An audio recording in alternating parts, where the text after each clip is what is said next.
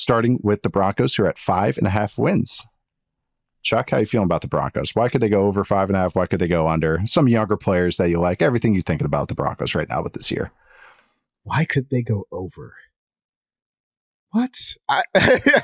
Okay. I mean, okay. The defense is not totally talentless.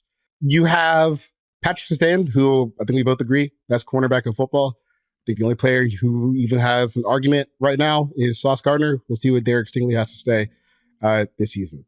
The defensive line is like, you have a bunch of, like C to like B players. Yeah. On there, like Zach Allen, John Franklin Myers. I actually think that's a pretty big pickup for them, because I mean, if I'm going to say it's a big loss for the Jets, it's got to be a pretty big pickup for the Broncos. And then DJ Jones, who is like the most C+ nose tackle / 3 technique body ever. I really struggle to see where they get over 5 though, unless like those guys just black out. You get something from Riley Moss, who, I mean, that'd be funny. Let's just be real. He's a white cornerback. If he turns out for him, isn't he? What? It's Surtain and Moss. Yeah, it's exactly. If you told me in 2002 that the Broncos would be starting Surtain and Moss, I'd be like, Super Bowl. Oh, wow. I got to get to practice to watch that.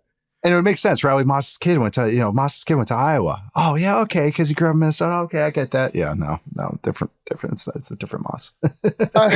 and maybe they can get over. Maybe they can get the over if they can run the ball. Javonte Williams and Audric Estime that's what I've been picking at. Have a good season, but I don't know. I think that's kind of a crazy question, even though it's part of the format for this consolidated format. What I came back to is like, how could they hit this over? Was you've seen the Imagination Land episode with South Park? Oh, of course, like 1 trillion times. And then they call on Mel Gibson, and they say, what they say about, you can say what you want about Mel Gibson, but the son of a bitch, no story structure. Like, that's how I feel about Sean Payton and calling plays. It's like, say what you want about Sean Payton, son of a bitch, call some plays. Like that's exactly how I feel with the Broncos. It's just that this run game, I think, is going to be good. Like, I can already see it in the preseason where they have the bootleg stuff. They have the run plays. They have Javonte Williams, Julian McLaughlin, and then now Audric Estime. Hey, that's a fun little rotation to pound the rock. So I like that. Of course, we've had plenty of thoughts on the Bo Nix stuff, and I'm sure we're having a moment. And then I have defensive curiosity. Surtain, Zach Allen, DJ Jones, and then who else steps up? Is it Browning? Is it Benito? Do any of these other guys step up? Because they have some, is it Moss?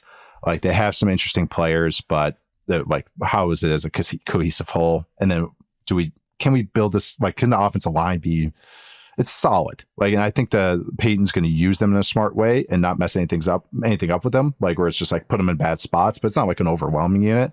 But I think, again, that's going to be their high baseline, but it's just, the passing game I'm a little worried about. Like, I think it's just going to have to be like, I don't know what Nix is going to, if he's going to move the needle for him, and he's a rookie anyways. It doesn't matter what rookie it is. He still is a rookie. Like, what is this passing game? Is it hyper specific? Like, is it all going to be relying on Peyton's ball plays and his designs? Like, that always just leaves me a little hesitant about how high I can get with the team. So that's maybe why I'm a little negative on it. I've been trying to figure out like what my preseason take is for like rookie quarterbacks, because I do feel a little hypocritical saying like, oh my God, this Bo Nix stuff, whatever. And being like, oh my God, Drake May, 4 yards to 10. Look how well he played. But here's this is my entire life, Chuck. So yeah, keep going. Here's what I've settled on. I only care about rookie preseason quarterbacks if you are a great athlete. Like, if you're someone with a big arm that's going to take big chances down the field, I would like to see you do that in the preseason. I don't like the 15 for 21, 6 yards an attempt. It's just not a rare skill set. I think it's going to make their offense super compressed. I don't really know how the receiver room meshes well, beyond Cortland Sutton, how they mesh with Bo Nix, like Marvin Mims. I'm not really sure how that one turns out. But I do think they'll kind of be able to run the ball a little bit. I don't think this is like comically bad, 1 in 16, worst team ever. But over 5 seems like a stretch to me. Isn't it weird? Like, I don't feel bad about this setup. It's just that I'm not moved. It's like, I think the baseline's decent. It's just that I don't think there's anything, like the floor and the ceiling are right next to each other. Yes. Like that's how I feel. I feel like I'm in the Shire. Like but that's when I look at this team. It's just like everything kind of feels scattershot. It feels like a rebuilding team. Like it does, but with Sean Payton at the helm, like this is exactly how I feel. And a quarterback that, like you said, it's just that he just hasn't moved me so far, and just he didn't move me as a college prospect either. So it's kind of a TBD with all that. Any rookie second year guys you're excited about? I'm excited about Estime, Riley Moss. I'm interested to see how this Marvin Mims thing goes, but I just feel like he might not be a good fit for where they're moving forward. Yeah, and then moved up for him. Just so weird. So it's at 5.5 wins. You going over or under? Under. Probably 4-13. 4-13. 5-12. That's fair. Like that feels fair. Yeah, I'm also going under with them. Moving us on to the next top at 6.5 wins is the Las Vegas Raiders. Not the Vegas Raiders, like the Vegas Golden Knights. The Las Vegas Raiders, which locals do not like, by the way. They say that's kind of like a local thing. You don't say Las Vegas. You just say Vegas. It's not do Vegas locals care about the Raiders? No, not really. It's all people from LA. Yeah, that's what I thought. It's all people from LA that come in here. No, they love their Golden Knights though. They basically are kicking, like they're not even letting the A's take root here. They're just like, no, like the locals, they just like, no, we're not doing anything for you guys. It's been a whole mess. But Raiders, how you feeling about the Raiders? I know you like the defense, but what else we got? Brock Bowers is awesome. Yeah, cool tight ends. Look pretty good in the preseason. Still think the roster and draft pick allocation's a little questionable. Having a first round pick and a second round pick on tight end back-to-back years. I'm not even just as a neutral pick. I love it. It's not my picks. It's not my money. Not my money. I think it's I in a world where, like, okay, in a vacuum where I can not look at quarterback, I would be kind of excited to watch this offense. But they are starting Gardner Minshew. It's funny as a joke. Not even as a joke, honestly. I put Aiden O'Connell as one of my young Raiders players to watch this season because it's not impossible that we see him back in the starting lineup at some point. Antonio Pierce looked like the most defeated man in the world when he was like, well, I wanted it to turn out well for both of them, and it just didn't. So he just picked. It sounded like he just flipped a coin to pick Gardner Minshew. Right. Which is, whatever. It's the same thing. Is the battle of D versus fault. Battle's default. Like that's just kind of what it went down to. I know. It's something we've kind of hinted at the Raiders a few times this summer, and it's just like Max Crosby and Christian Wilkins are fun. I really like that. Patrick Graham, I think, is a good coach. And you had him as a top 10 defense. I like the defensive work overall. And then I look at the offense, and the tight, like Michael. If you told me a couple of years ago that Michael Mayer and Brock Bowers would be on the same team somewhere, I'd be like, I love the NFL. Like, that's so awesome. Who are they with? Like the Rams? Was it Shanahan? Did Shanahan get them? Like, who got him? The Dolphins? It's like the Raiders. All right. What you got, Getsy? that's the way I'm like, all right, please do something cool. They have Bowers at fullback sometimes. All right, we'll see what happens there. But yeah, you just look at Gardner Minshew at quarterback. You only can get so excited about that. He's a high-end backup. We know what he is. And then Devontae Adams, I was hoping for maybe some fan fiction 3-way trade to happen with the Ayuk thing and something like that. I bet everybody was. I know everybody was keeping track of what shorts he was wearing at practice, like, just to see if he was, are those travel shorts, nothing happened there. So O-line depth also just kind of and just this whole team, the Raiders team, with the 35 member staff that they have because they're paying 3 staffs right now. It's just hard to get overwhelmed by the Raiders because it's just like, what path are you going on? Is this just a Band-Aid? Is this something you guys are building on? They have cool things, but just feels so incomplete with them. Even the defense, which I like, it's still incomplete. I've talked about it probably like 5 shows now, but I love Wilkins and Crosby. Like I am locked in on that. The Iron Men, and they're both good. Like I think they'll play well off of each other too. The Iron and Black. It's not the Silver and Black. The Iron and Black. Yeah. Like there we go. You guys can have it.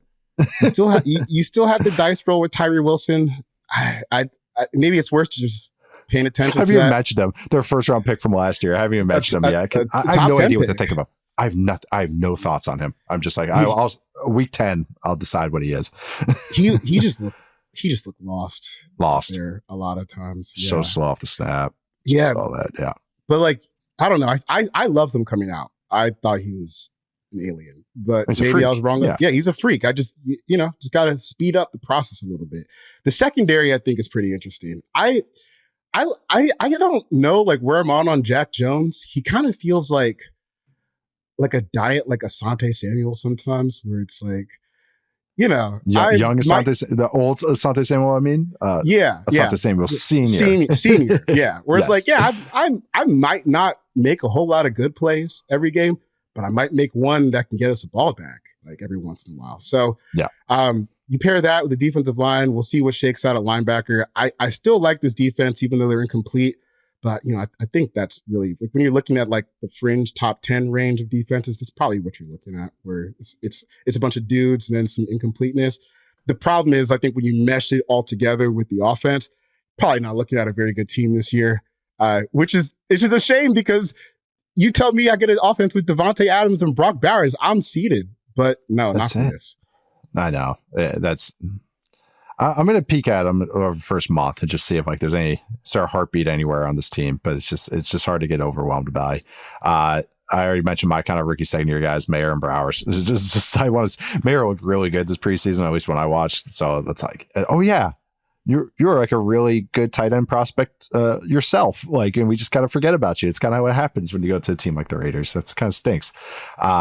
Your pick, I went with the under.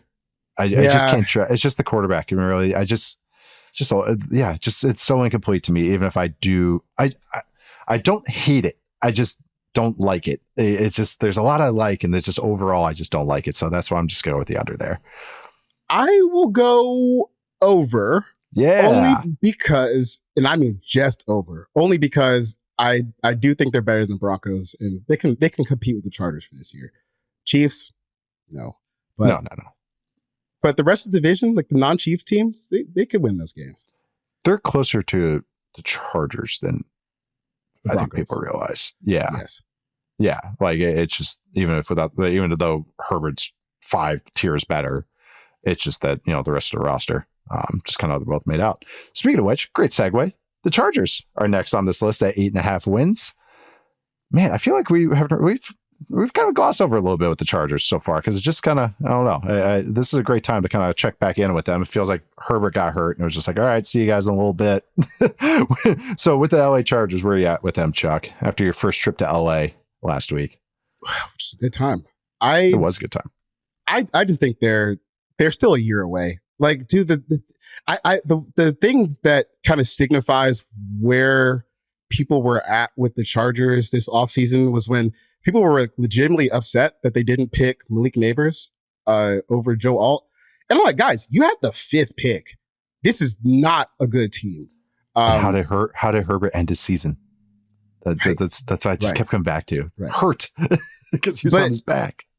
I feel like a lot of people thought this Chargers team was one piece away. And for some reason, that piece was a rookie wide receiver. I don't know where that was coming from. But the thing was, you needed both. Yeah, you need Neighbors, you need a receiver, you also need an offensive tackle. So we'll see how Joe Alt progresses. He's kind of doing like the reverse Latham, going from left to right tackle this year. The reverse Latham. The reverse Latham. I just like that. I was like, yeah, I knew exactly what you meant. My brain was just like, yep, he is doing a reverse Latham. I could have said the Penei Sewell, but no, he's doing the there's a Sewell, Latham. Huh? I don't know. This team lost 63-21 to the damn Raiders, and we were just like, I don't know about that last year. I don't expect that to happen again, but it just goes to show this team is still an offseason away. I think that who they hired, Jesse Minter for their defensive coordinator. Yeah, I think he's probably going to be good, because I kind of trust Harbaugh's eye with that stuff, but I don't know if he has the horses for that this year. Yeah. He's a full year away. They have to restock so much there. It's not just they still need help on offense. Yeah, it was such a stars and scrubs roster, and then they just got rid of some of the stars. They got rid of 2 of their high paid receivers, Mike Williams and Keenan Allen. J.C. Jackson never did anything anyways. They're trying to make sure Derwin James is still playable. They're like, you were good, right? Just like 18 months ago. Okay, we're making sure that you're still good, but it's the same issues that the pass roster have. It's what we just talked about. No spine of the defense. I really like Junior Colson. He battled some injuries in the preseason and everything, but hopefully that's a guy that can help out the middle of the defense. But again, that's only so much. This isn't Luke Kuechly getting dropped in there.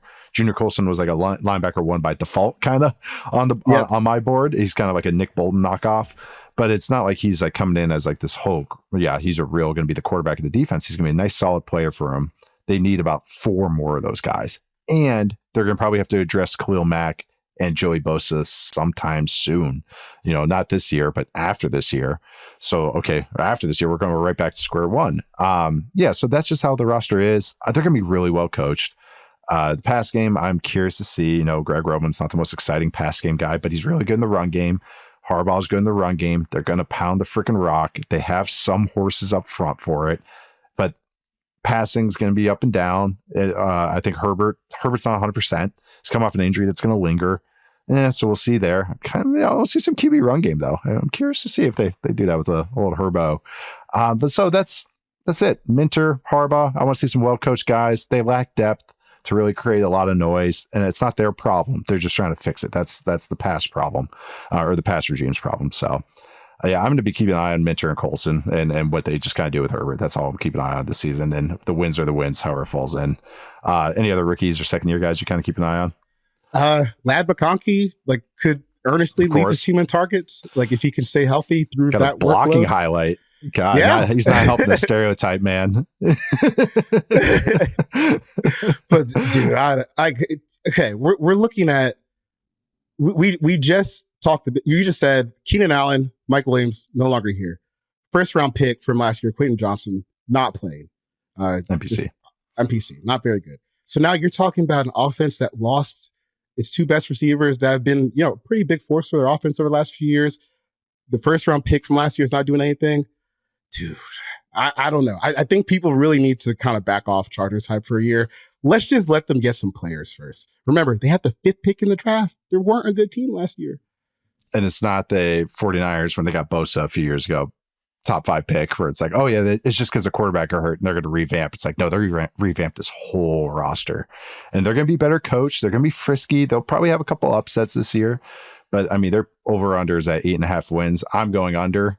I think this is more of a 7-10 team. Herbert's health has me a little worried too, to where I get overwhelmed. I think they'll have a better second half of the year, but I think they're just going to be feeling incomplete till that, which appropriately so. That shouldn't be disappointing to anybody. This is a total revamp, even though they have the quarterback. Would you go over or under 8.5 wins for the Chargers? Under. Don't think they have the players for it. Yep. Just lacking some horses. Going to a team that has some horses.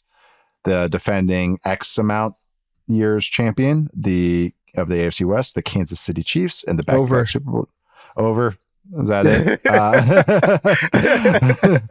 What you watching for the Chiefs this year? I'll get out of the way. I think they're at 11.5 or 10.5. They're 11.5 wins. I also went over. But why? Why are you going over? We'll just get it out of the way.